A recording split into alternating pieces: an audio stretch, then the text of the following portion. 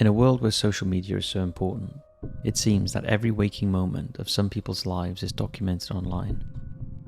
Most of the time, it's in a good light, but every now and then, an upload or post is made that, unbeknownst to the creator, will be their last. In fact, every single person who uploads anything to the internet will eventually do so for the last time.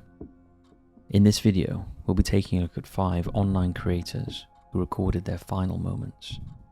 As always, hit those lights, sit back, and enjoy.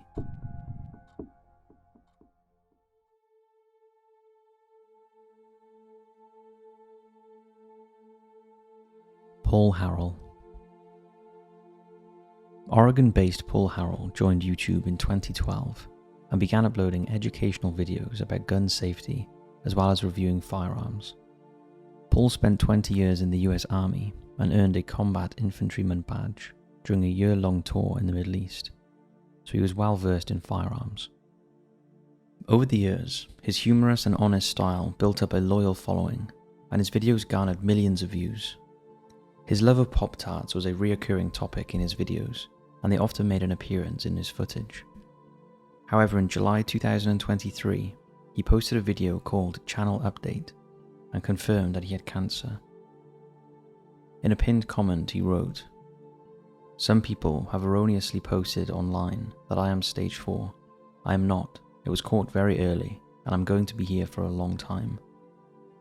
Due to his health, Paul's brother Roy started to help with the channel, and the pair often appeared in videos together. As his health deteriorated, he ended up breaking his hip and was seen in his later videos with a crutch. In March 2024, he got a huge boost in the gun world after Garen Thumb, a gun tuber with over 4 million subscribers, uploaded a video interviewing Paul, but at this point he was clearly very unwell. On the 3rd of September 2024, Roy uploaded a video titled Paul Harrell Update and stated that Paul's time was greatly declining. The following day, on the 4th of September 2024, a video was posted on Paul's channel titled I'm Dead. Paul was just 58 years old. His channel is still active, and Roy has stated he plans to honour Paul's legacy by continuing to upload educational firearms videos.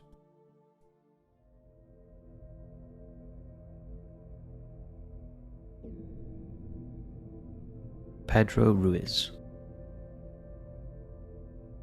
Mona Lisa Perez and Pedro Ruiz had been a couple since 2012 and had their first child together in 2014. By June 2017, Mona Lisa was pregnant again. By this time, both of them had started uploading videos to YouTube, documenting their everyday lives in Hallstatt, Minnesota. To try and attract more viewers, Pedro often took part in silly pranks, such as having hot wax poured over him while he slept and eating the world's hottest pepper. However, in an attempt to rack up even more views, Pedro decided to ask his girlfriend to shoot at him through a book to see if the bullet went through. Shortly before the stunt, Mona Lisa posted this. On June 26, 2007, the couple carried out the shoot with devastating consequences. Here are the final preparations for the stunt. This right here is a 50 caliber Desert Eagle.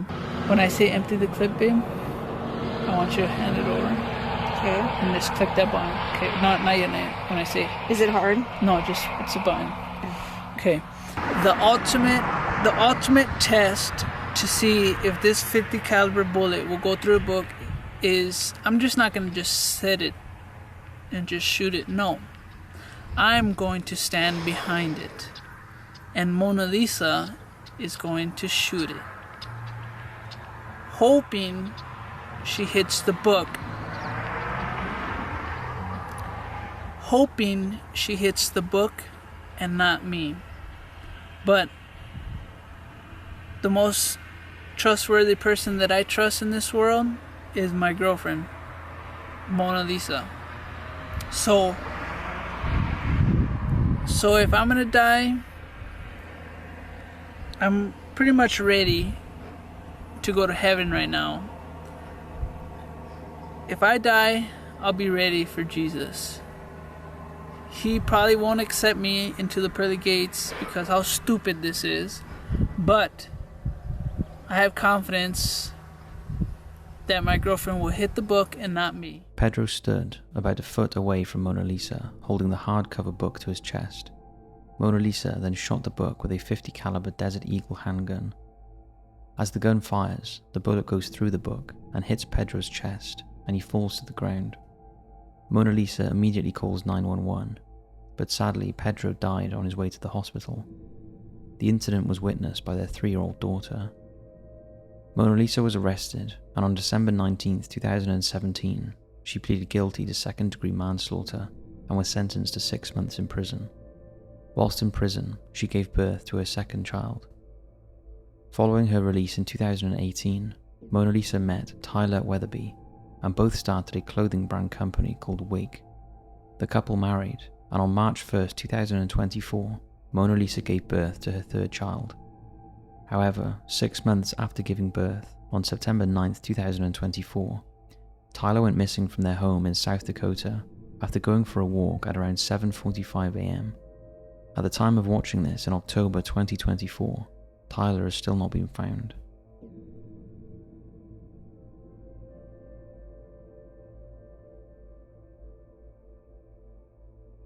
Apetor.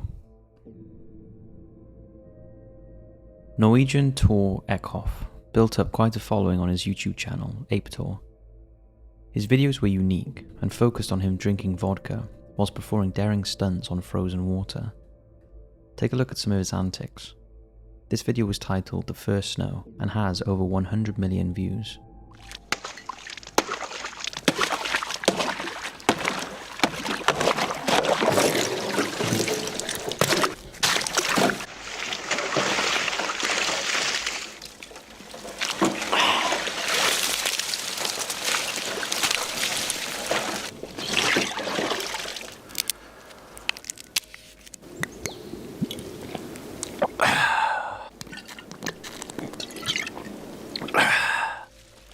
In most of his videos, Tor remained silent.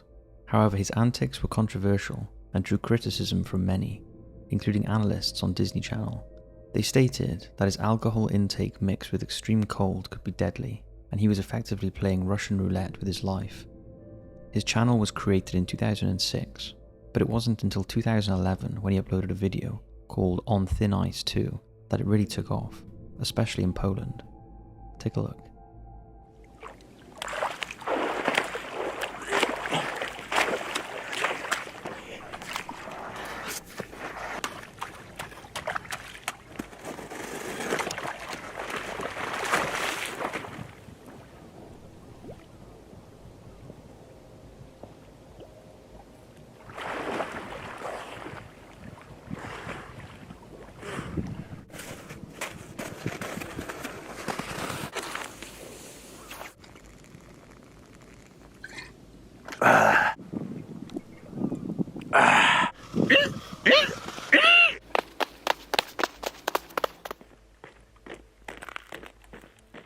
The video went viral and set him up for the next 10 years.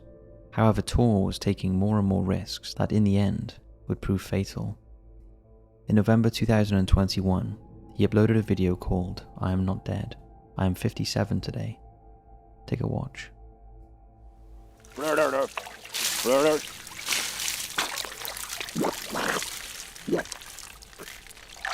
С днем рождения!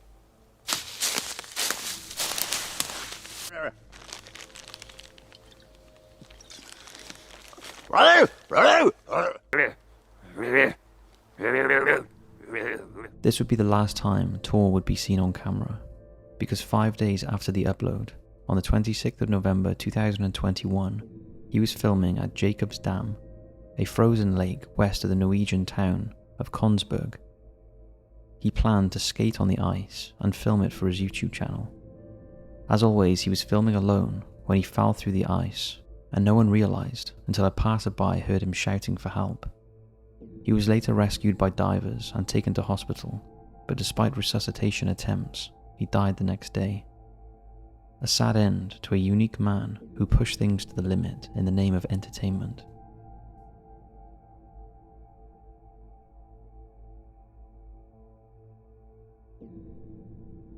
Jacob Cockle. Jacob Cockle lived in the sea. He learned to swim before he could walk. He loved surfing and filming himself doing crazy things in the water, but he also lived on the edge, which would eventually cost him his life. Jacob was the youngest of 4 children. He grew up in Penzance, Cornwall, in the United Kingdom, a place surrounded by countryside and beaches. However, his life was shattered in 2002 when his sister Grace died aged just 20.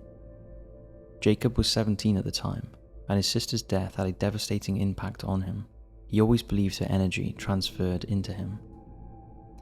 Always a keen photographer, Jacob started taking crazy risks to get the best shots.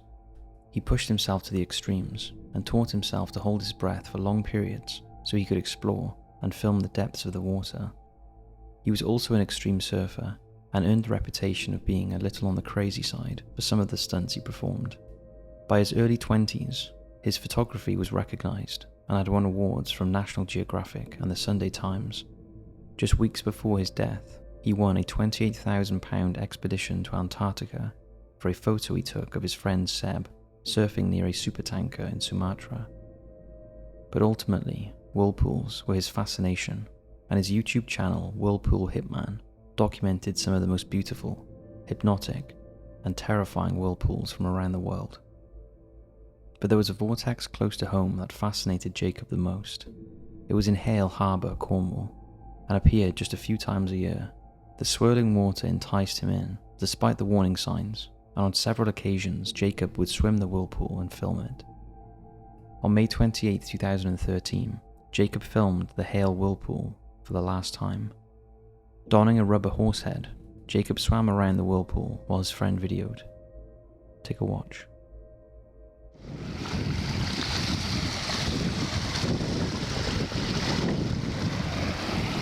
It's a lot like surfing, actually. I reckon you got enough there. Riding the current of it with your body. Are you? Yeah, it's really similar to surfing. Just flowing with it. You got enough?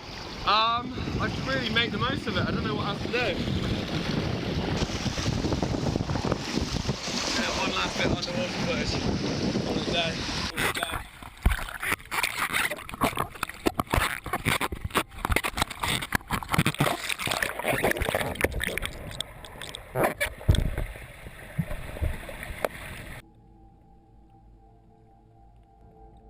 As he dived down with his GoPro, he didn't resurface. His friend frantically called for help, but it was too late. He was later found floating in the water, face down. He was just 28 years old. But there is a final twist to this tragic story. After his sister Grace died, her ashes were stored in an airing cupboard. It was her wish for them to be kept there until another family member died, as she was afraid of being scattered alone. 11 years later, following the death of her grandmother, arrangements were finally being made to scatter their ashes together. But the day before the planned ritual, Jacob also died, and after his funeral, he was reunited with Grace and their grandmother.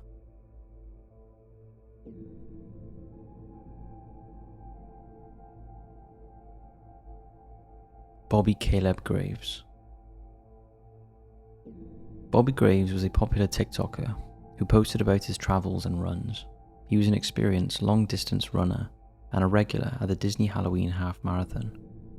In the weeks leading up to the 2024 event, he shared updates about his preparation and his excitement for the run. Upon arriving at Disney World, he continued to document the build-up to the race. Graves was 35 and went by his middle name of Caleb. On September 7th, the day before the race, Caleb posted a video in which he expressed concern about the 90+ degree heat. He said he was marginally worried about running the next morning after feeling exhausted from taking his dogs for a walk. Disneyland half marathon, the Halloween half marathon is tomorrow, and I'm marginally worried now. I don't know if I have, so I went outside today around like 2 o'clock, which is, part of the hottest part of the day. It's like 90 something degrees. And, there are other places in the country that are obviously hotter. I know people are going to say it's like, it's not terrible. I grew up in Texas. I know what heat is like. But the UV exposure with the heat in Southern California is its own kind of beast. I have maybe some susceptibility. I don't know if it's temporary or long-term to heat, because I was outside for like 20 minutes walking my dog, just walking around the block. And it was hot, but I felt fine. And then I came in, and then like 10 minutes after I got back in, I just passed out. Just fell asleep, no control over my body. It was heat exhaustion, because it's only happened once to me before. I don't know what that's up for. Despite his concerns, Caleb lined up for the half marathon the next day.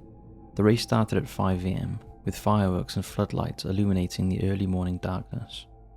Over 11,000 runners, some dressed in Disney-themed costumes, began the 13.1-mile run through the theme park and the surrounding area. The temperatures that day ranged from 74 to 106 degrees, with 70% humidity. In the sweltering heat, some runners stopped along the route to take selfies with Mickey and Minnie Mouse and other Disney characters. At 7 AM, Caleb crossed the finish line after completing the race in 1 hour and 56 minutes. However, as soon as he crossed the line, he started clutching his chest and was grabbed by a steward before collapsing. 1 hour later, Caleb was pronounced dead. He had suffered a full cardiac arrest. The eerie footage he had recorded the previous day appeared in national newspapers around the world, serving as a reminder of the damage searing heat and extreme exercise can do to the body in combination.